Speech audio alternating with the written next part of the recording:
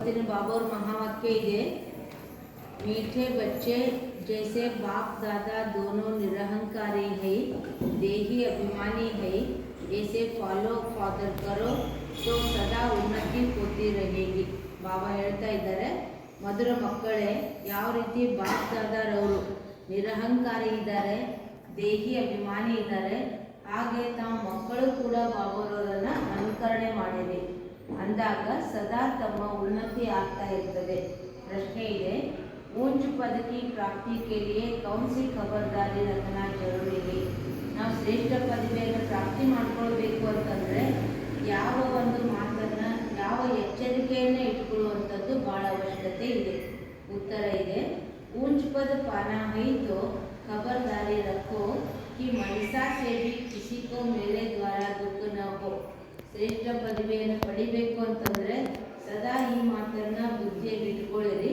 ನನ್ನಿಂದ ಮನಸ್ಸ ಕೂಡ ಸಂಕಲ್ಪದಿಂದಲೂ ಯಾರಿಗೂ ದುಃಖವನ್ನು ಕೊಡಬಾರದು ಎರಡನೇದು ಕಿಸಿ ಬಿ ಪರಿಸ್ಥಿತಿಯಲ್ಲಿ ಕ್ರೋಧನ ಆಯಿ ಎಂಥದೇ ಪರಿಸ್ಥಿತಿಯಲ್ಲಿ ಸಿಟ್ಟು ಬರಬಾರದು ಮೂರನೇದು बाप का बनकर बाप के कार्य में इस रुद्र यज्ञ में विघ्न रूप न बने ತಂದೆ ಮಕ್ಕಳಾಗಿ ತಂದೆಯ ಕಾರ್ಯದಲ್ಲಿ ತಂದೆಯ ಯಜ್ಞದಲ್ಲಿ ವಿಘ್ನ ರೂಪ ಆಗಬಾರ್ದು अगर कोई मुख से बाबा बाबा कहे और चलन रायण न हो तो ऊंच पद नहीं मिल सकता ಬಾಬಾ ಕೇಳ್ತಾರೆ ಒಂದು ಕಡೆ ನೀವು ಬಾಯಿಯಿಂದ ಬಾಬಾ ಬಾಬಾ ಅಂತ ಹೇಳ್ಬೋದು ಆದರೆ ನಿಮ್ಮ ನಡವಳಿಕೆ ಶ್ರೇಷ್ಠ ಇರಲಿಲ್ಲ ಅಂತಂದರೆ ಉನ್ನತ ಪದವಿ ತಗೊಳ್ಳೋದಕ್ಕೆ ಸಾಧ್ಯ ಇಲ್ಲ ओम शांति बच्चे अच्छी तरह से जानते हैं कि बाप से वर्षा पाना है जरूर कैसे श्रीमत पर ನೀವು ಮಕ್ಕಳು ಚೆನ್ನಾಗಿ ತಿಳ್ಕೊಂಡಿದ್ದೀರಿ ತಂದೆಯಿಂದ ನಾವು ಆಸ್ತಿಯನ್ನು ತಗೊಳ್ಬೇಕು ಹೇಗೆ ತಗೊಳ್ಬೇಕು ಅಂದರೆ ಶ್ರೀಮತದ ಅನುಸಾರವಾಗಿ ತಂದೆ ತಿಳಿಸಿಕೊಟ್ಟಿದ್ದಾರೆ ಒಂದೇ ಗೀತಾ ಶಾಸ್ತ್ರ ಇದೆ ಅದರಿಂದ ಅದರಲ್ಲಿ ಶ್ರೀಮತ್ ಭಗವಾನ್ ಮಾತೆ ಇದೆ ಭಗವಾನ್ तो सबका बाप है श्रीमत भगवान माತೆ ಪರಮಾತ್ಮ ಎಲ್ಲರಿಗೂ ತಂದೆ ಇದ್ದಾರೆ ಆ ತಂದೆಯ ಮಹಾವಾಕ್ಯಕ್ಕೆ ಶ್ರೀಮದ್ ಭಗವಾನ್ ಮಾತೆ ಅಂತ ಹೇಳಲಾಗ್ತದೆ ಅದಕ್ಕೆ ಬಾಬಾ ಹೇಳ್ತಾರೆ श्रीमद् भगवद गीता अर्थात श्रीमद् भगवान माच भगवान तो जरूर ऊंचते ऊंच डरा श्रीमद् भी उसी की एक शास्त्र में गाई हुई है कोई शास्त्र में श्रीमद् भगवान माच नहीं है ಅದಕ್ಕೆ ಗೀತೆಗೆ ಮಾತ್ರ ಶ್ರೀಮದ್ ಭಗವದ್ ಗೀತಾ ಅಂತ ಹೇಳಲಾಗ್ತದೆ ಶ್ರೀಮದ್ ಭಗವಾನ್ ಶ್ರೇಷ್ಠಾತಿ ಶ್ರೇಷ್ಠ ಇದ್ದಾರೆ ಪರಮಾತ್ಮ ಒಬ್ಬನೇ ಗೀತೆಯನ್ನು ನುಡಿಸುವಂಥವರಿದ್ದಾರೆ ಅದಕ್ಕೆ ಬಾಬಾ ಹೇಳ್ತಾರೆ रावण राज्य शुरू होने से ही रावण मत पर चल पड़ते हैं पहले कड़े से कड़े बोल इन रावण मत वालों ने की है ಎಲ್ಲಕ್ಕಿಂತ ಮೊದಲು ಮಹಾ ತಪ್ಪು ಮಾಡಿರೋರು ಯಾರು ಅಂತಂದರೆ ರಾವಣನ ಮತದಂತೆ ನಡೆದಿರುವರು ರಾವಣನ ಮತದಂತೆ ನಡೆದಿರುವಂತಂದರೆ ವಿಕಾರಿ ಗುಣಗಳಿಗೆ ವಶ ಆಗಿರುವಂಥವರು ಅದಕ್ಕೆ ರಾಮನ ಮತದಂತೆ ನಡೆಯುವಂಥವರು ಅಂತಂದರೆ ನೀವೆಲ್ಲ ಮಕ್ಕಳಿದ್ದೀರಿ अच्छा मीठे मीठे सिलसिले बच्चों प्रति माता पिता बाप दादा का प्यार और रूहानी बाप के रूहानी को नमस्ते हम रूहानी बच्चों के रूहानी बाप दादा को प्यार रूहानी नमस्ते नमस्ते शुक्रिया बाबा शुक्रिया बाबा शुक्रिया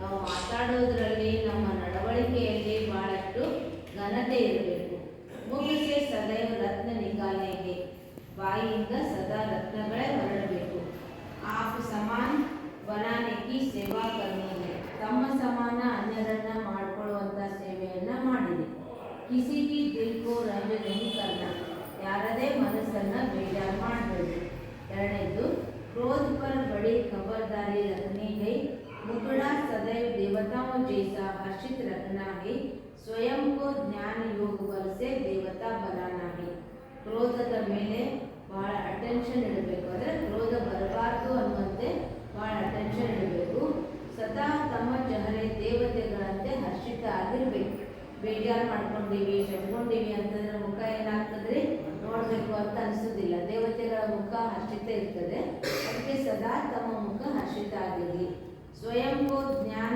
योग बल से देवता बनाना है. ಸ್ವಯಂನನ್ನ ಜ್ಞಾನ ಮತ್ತು ಯೋಗದ ಬಲದಿಂದ ದೇವತಾ ಮಾಡಿಕೊಳ್ಳಿರಿ. वरदान ಇದೆ. पावरफुल दर्पण द्वारा सभी को स्वयं का साक्षात्कार कराने वाले साकार मूर्त भव. पावरफुल दर्पण मुखांतर ಎಲ್ಲರಿಗೂ ಸ್ವಯಂನ ಸಾಕ್ಷಾತ್ಕಾರ ಮಾಡಿಸುವಂಥವರು ಸಾಕ್ಷಾತ್ಕಾರ ಮೂರ್ತರಾಗಿರಿ. ಬಾಬಾ ಹೇಳ್ತಾರೆ, ನಾವೆಲ್ಲರೂ ಒಂದೊಂದು ಕನ್ನಡಿ ಇದ್ದಂಗೆ. ಯಾವ ರೀತಿ ಕನ್ನಡಿ ಮುಂದೆ ನಿಂತರೆ ತಮ್ಮ ಮುಖ ತಮಗೆ ಕಾಣಿಸ್ತದೋ ಹಾಗೆ ತಮ್ಮನ್ನು ನೋಡಿದರೆ ಅವರಿಗೆ ನೀವೇನಿದ್ದೀರಿ ಅನ್ನೋದು ಕಾಣಿಸ್ಬೇಕು. ಹಾಗೂ ತಮ್ಮ ರೂಪನೇ ಅವರ ರೂಪನೂ ಆಗಬೇಕು. ಅದಕ್ಕೆ ಬಾಬಾ ಹೇಳ್ತಾರೆ, ಪವರ್ಫುಲ್ ದರ್ಪಣದ ಮುಖಾಂತರ ಎಲ್ಲರಿಗೂ ಸ್ವಯಂನ ಸಾಕ್ಷಾತ್ಕಾರ ಮಾಡಿಸಿಕೊಳ್ಳುವಂಥವರು ಸಾಕ್ಷಾತ್ಕಾರ ಮೂರ್ತರಾಗಿರಿ.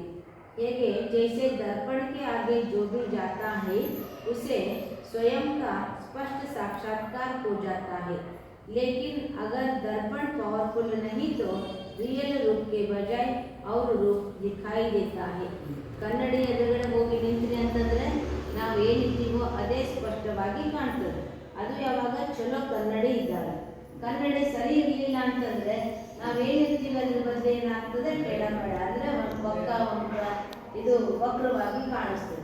ಹಂಗೆ ಬಾಬಾ ಹೇಳ್ತಾರೆ, जो सभी को स्वयं का साक्षात्कार करा सको, अर्थात आपके सामने आते ही देह को भूल अपने ही रूप में स्थित हो जाए. वास्तविक सर्विस यह है. इसी से जय जयकार होगी. ಬಾಬಾ ಹೇಳ್ತಾರೆ, ನೀವೇನಿದ್ದೀರಿ ಅನ್ನುವಂಥದ್ದನ್ನು ನಿಮ್ಮ ಮೂಲಕ ಸಾಕ್ಷಾತ್ಕಾರ ಮಾಡಿಸುವಂಥವರು ಅದಕ್ಕೆ ತಮ್ಮನ್ನು ದರ್ಪಣ ಅಂತ ಕರೆಯಲಾಗ್ತದೆ. ಅದಕ್ಕೆ ಮರೆತು ತಮ್ಮ ಸ್ವಸ್ವರೂಪದ ಸ್ಮೃತಿಯಲ್ಲಿ ಆತ್ಮದ ಸ್ವರೂಪದಲ್ಲಿರಿ. ಇದಕ್ಕೆ ವಾಸ್ತವಿಕ ಸೇವೆ ಅಂತ ಹೇಳಾಗ್ತದೆ. ನಾವೇನಿದ್ದೀವಿ ಅದನ್ನು ಪ್ರತ್ಯಕ್ಷ ಮಾಡಿಸುವಂಥದ್ದು. ಇದರಿಂದ ಜಯ ಜಯಕಾರ ಆಗ್ತದೆ. ಸ್ಲೋಗನ್ ಇದೆ. ಅದಕ್ಕೆ ಬಾಬಾ ಹೇಳ್ತಾರೆ, ಶಿಕ್ಷಾ ಉनको स्वरूप में लाने वाले की ज्ञान स्वरूप प्रेम स्वरूप आत्मा है.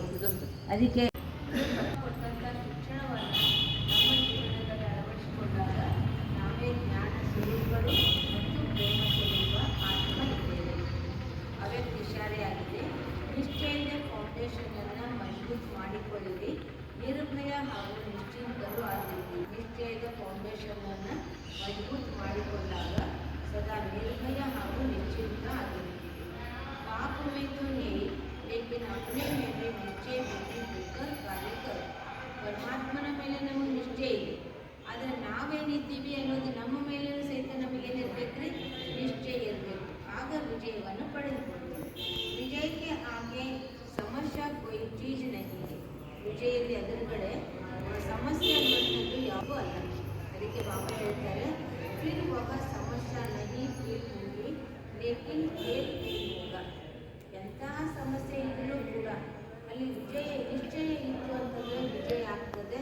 ಹಾಗೆ ಎಂತಹ ದೊಡ್ಡ ಸಮಸ್ಯೆ ಇದ್ದರೂ ಕೂಡ ಅದು ಆಟದ ರೂಪದಲ್ಲಿ ಪಾಸ್ ಮಾಡ್ತೇವೆ. ಖೇಲ್ ಖುಷಿ ಸೇ ಕಿಯಾ ಜಾತಾ ಹೈ. ಆಟ ಆಡಬೇಕು ಅಂತಂದರೆ ಯಾರು ಬೇಜಾರಿಂದ ಆಟ ಆಡ್ತಾರೆ, ಖುಷಿ ಖುಷಿಯಿಂದ ಆಟ ಆಡ್ತಾರೆ. कोई कार्य सहज होता है तो कहा जाता है यह तो कार्य हाथ था खेल नहीं अज्ञान से. ಯಾವುದೇ ಕಾರ್ಯ ಸಹಜ ಆಯಿತು ಅಂದರೆ ಎಡಗೈಲೆ ಮಾಡ್ತಂಗಾಯ್ತು ಕೆಲಸ. ಅಂದರೆ ಎಂಥ ಕೆಲಸ ಇದ್ದರೆ ಎಡಗೈಲೆ ಮಾಡೋದಿಲ್ಲ ಅಂತ, ಬಲಗೈಲೆ ಮಾಡ್ತೀವಿ ಅಂತ. ಅಂದರೆ ಬಲಗೈಲೆ ಮಾಡಿದ ಕೆಲಸ ಸರಳ ಆಗ್ತದೆ ಅಂತ ಹೇಳ್ತಾರೆ. तो यह भी बुद्धि का खेल हो जाएगा. खेल में घबराएंगे नहीं. ಇದನ್ನು ಕೂಡ ಬುದ್ಧಿಯ ಆಟ ಅಂತ ಆಗ್ತದೆ. ಆ ಆಟದಲ್ಲಿ ಎಂದೂ ಗಾಬರಿ ಆಗುವುದಿಲ್ಲ. ಅಚ್ಚ ಓಂ ಶಾಂತಿ.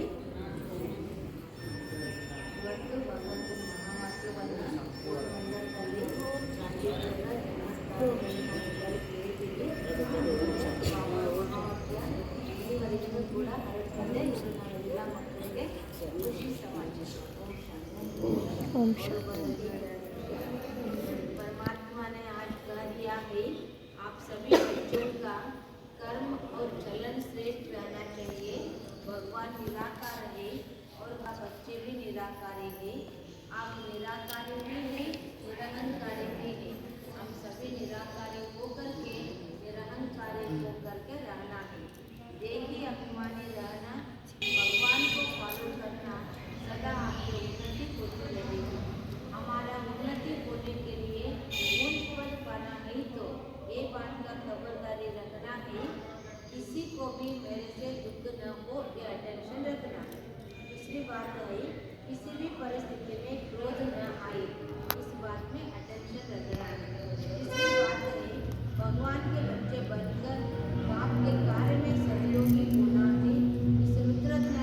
न बनना है।